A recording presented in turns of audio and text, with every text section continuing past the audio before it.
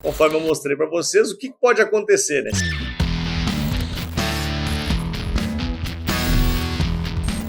Olá, amigos e amigas da Focalize, sejam todos muito bem-vindos aqui ao nosso bate-papo na sexta, espaço onde repassamos o que aconteceu de mais importante no mundo e qual os impactos disso nos principais ativos e, obviamente, tentando projetar já a próxima semana e, quem sabe, até encontrar algumas oportunidades. A semana foi bastante produtiva aqui no nosso canal.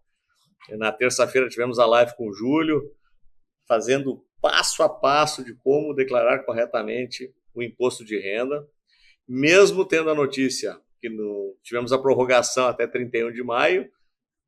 É importante que vocês já comecem a se preocupar um pouco com isso. E a gravação nós iríamos deixar disponível apenas para os nossos clientes dentro do portal da Focalize, mas a gente resolveu deixar aberto essa semana para vocês aqui. Então, quem não teve a oportunidade de participar ao vivo, é só procurar o vídeo aqui no canal, vocês conseguem rever a aula. Realmente foi sensacional aí para quem precisa buscar orientação na sua declaração, principalmente de renda variável. E para quem gosta de falar um pouquinho de dólar, eu gravei um vídeo ontem, está disponível para vocês aqui no canal, uma avaliação minha sobre o dólar e que visão que eu tenho para essa moeda nas próximas semanas. Muito bem!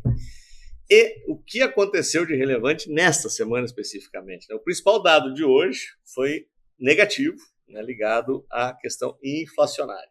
Já se esperava, na prévia do IPC, do IPCA, que teríamos um valor acima de 1%. Então, o consenso de mercado era na faixa entre 1,2%, 1,3%, e já se esperava que seria alto, mas veio bem mais alto, veio 1,6%, sendo que a inflação anualizada chegou a 11,3% agora. Já vou mostrar aqui nos gráficos para vocês, já tivemos um impacto imediatamente nos preços, especialmente na taxa de juros. Quando eu passar pelo gráfico daí, vou mostrar para vocês.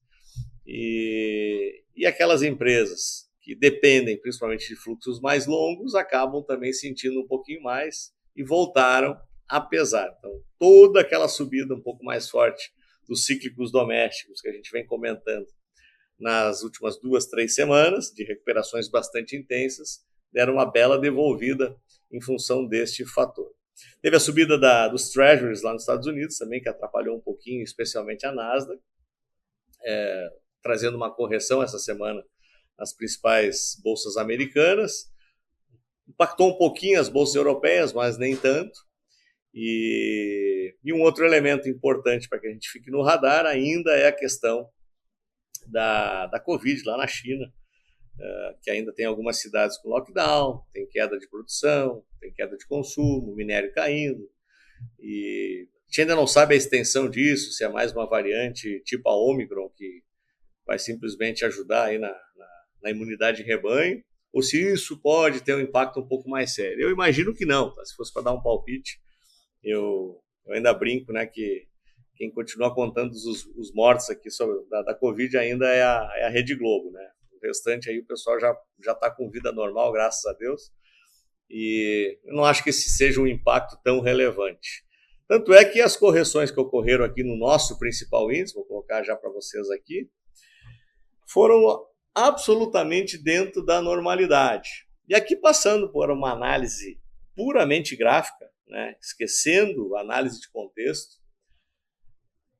eu até havia comentado no gráfico da semana, no comentário da semana anterior, depois de uma subida tão intensa quanto tivemos nas últimas 3 semanas, que seria natural e saudável para livre de indicadores algum tipo de correção. Então tem que arrumar um motivo para que isso aconteça. Os motivos vira e mexe, eles aparecem. Mas, tendo em vista o impacto até das notícias, o fato de ter segurado na média de 21 períodos é uma bela notícia, olhando única e exclusivamente pelo ponto de vista dos gráficos, né? Porque, veja bem, o ativo recua, né, faz aqui a retração, para exatamente na primeira retração, para na média de 21 períodos, monta um martelo.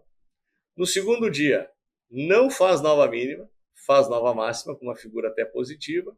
Hoje, na abertura, inclusive ameaçava nós termos aí um pregão de alta. Claro que a notícia da inflação acabou prejudicando um pouquinho, mas repare, ela testou novamente a média, não fez nova mínima, e agora está fechando praticamente aqui com uma queda razoavelmente controlada de 0,45 no nosso principal índice. Com uma terceira figura muito parecida. O que acontece na prática, né?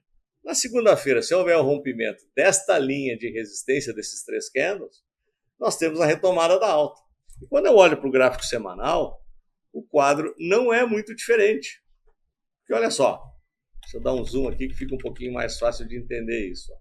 Nós poderíamos esperar uma correção até a média de 9, mas ela, por enquanto, ainda não veio. Porque ela viria na cabeça do pivô, viria na média de 9 semanas, e até talvez pegasse um pouquinho mais de força, mas nosso mercado está com tanta força compradora que, por enquanto, não se permitiu fazer isso, né? Então, ela já recua, né? A média de 9 continua voltada para cima, não serviu de suporte por enquanto, e no rompimento lá do gráfico diário, deixa eu voltar o gráfico diário aqui para vocês, nós teríamos a retomada da alta. Eu falei bastante do dólar no vídeo, mas eu vou falar um pouquinho aqui também para vocês, dólar futuro. Olha só, no vídeo de ontem eu comentava do repique, né, que também é natural e saudável, né? A partir da queda da bolsa, o dólar fazer um repique. E eu disse que nós poderíamos testar a região da média de 21 períodos. Ele também não teve força de vir aqui, e olha a figura que forma hoje, e já fecha de novo de forma negativa. Apesar de que eu acredito que ainda se mantém um pouquinho mais lateralizado nas próximas semanas, nessa faixa aqui entre 4,60 e 4,80, podendo até, quem sabe, buscar aí os 4,90 nas próximas semanas. Mas eu acredito que fique um pouco mais lateral. Mas o fator negativo que eu queria mostrar para vocês, o que acontece com o DI, né? E aqui é reflexo puro da questão inflacionária, né? Porque as expectativas que estavam muito fortes, com a possibilidade, inclusive, de termos o ciclo baixando dentro de 2022 ainda, né? Já se falava que até o final do ano nós poderíamos retomar a queda da taxa de juros, com uma inflação ainda teimosa do jeito que está. A queda do dólar não deu tempo de impactar positivamente ainda na inflação, a tarifa da energia elétrica agora que vai começar a impactar.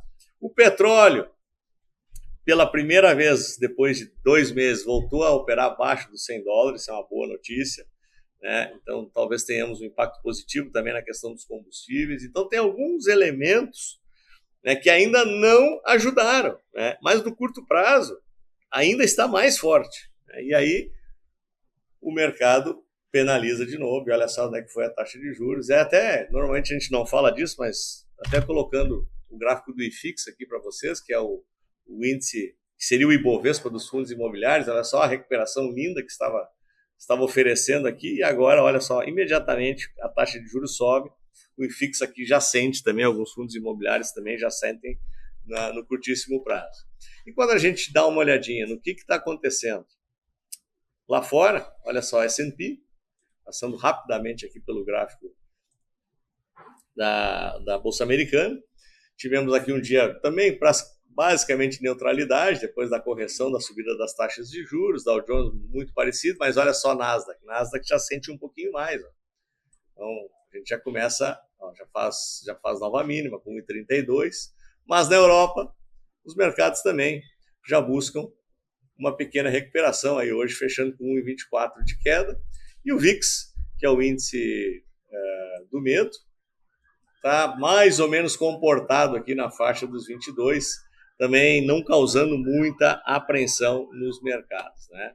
Então, voltando à questão do nosso principal índice, né, na nossa bolsa, conforme eu mostrei para vocês, o que pode acontecer, né? Se isso acontecer, se houver aquele rompimento que eu mostrei, daqueles 3 candles, basicamente eu acredito que retomamos o caminho das altas e vamos buscar novamente lá o teste dos 122 mil pontos, quem sabe até os 123, que seria o próximo alvo agora.